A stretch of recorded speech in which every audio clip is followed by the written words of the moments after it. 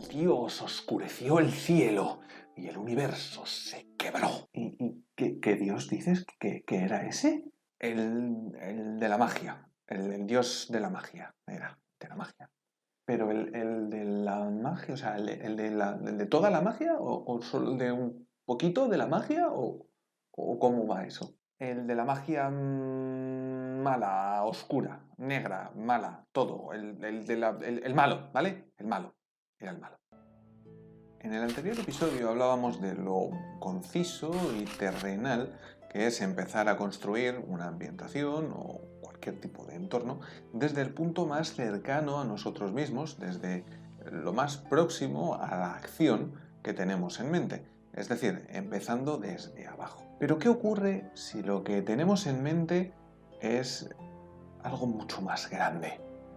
¿Qué ocurre si lo que queremos es empezar desde lo más abstracto, lejano, grande y primigenio que podamos concebir y después ir construyendo hacia lo más cercano, terrenal y próximo a nosotros?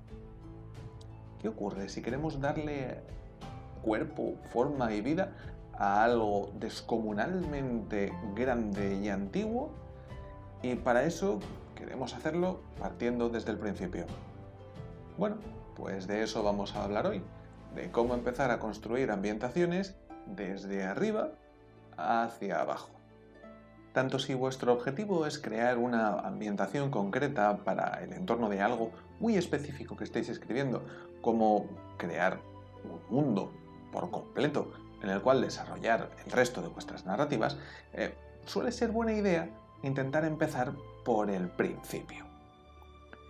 Para este tipo de cosas soy muy ordenado, lo cual en el fondo es una tortura, porque siempre hay un principio, más principio que todos los principios para todo. Lo primero en lo que deberías intentar pensar es cuál es ese principio, ese origen general, abstracto y lejano, desde el cual quieres empezar a descender para acercarte a lo más próximo que hay para ti. Puedes empezar desde una gran ciudad, un reino, una isla, un país, un continente, un mundo, un sistema de mundos, un universo. Existen muchísimas opciones distintas desde el punto más alejado para llegar hasta el punto más concreto y cercano. Pero nos sirve para hacernos una idea de cómo de lejos quieres irte para empezar a crear. En el caso de Myron, todo empezó con un reino humano repleto de caballeros sumamente valientes y orgullosos al servicio de reyes de linaje noble e increíblemente virtuosos. ¿Recordáis las influencias e inspiraciones que os comentaba en el primer episodio de Soñando Mundos? Pues eso. Pronto me di cuenta de que mi manera de trabajar era mucho más cercana a empezar desde arriba que a hacerlo desde abajo. Así que Meldor quedó relegado en el tiempo a que le llegara su turno. Y antes de eso, pues tenía que empezar a detallar todo el continente de Flegir. Y luego consideré la existencia de Sarler, de Alsund, de la Tierra de Fuego, de muchas cosas. Una vez estuve satisfecho con lo lejos que me había ido hacia el origen de las cosas, me encontré con un universo de planos elementales y el germen de creación de los dioses y del propio mundo. Obviamente este no tiene por qué ser vuestro caso, no hace falta que viajéis a los orígenes de la creación de la existencia para dar lugar a vuestra ambientación. Solo quiero que entendáis que cuando nos ponemos a hacer este tipo de cosas, está en cada uno de nosotros el irnos tan lejos como queramos o quedarnos tan cerca como nos resulte útil. Yo ya os he avisado de que a mí me gusta mucho empezar las cosas desde el principio. Mientras más ahondamos en la grandeza de nuestra particularmente pequeña creación, más trabajo tenemos por delante. Pero construir desde tan lejos permite preparar muy bien los cimientos para lo que queramos hacer después. Volviendo al ejemplo de Villarrío, nuestra espada mágica robada puede que tenga un origen divino.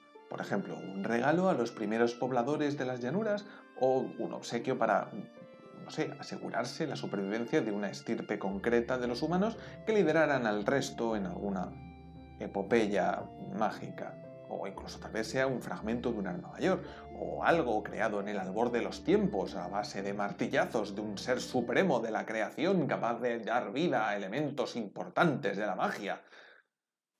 Sí, estoy hablando de Hormar. Las interacciones son innumerables y las posibles ramificaciones también lo son.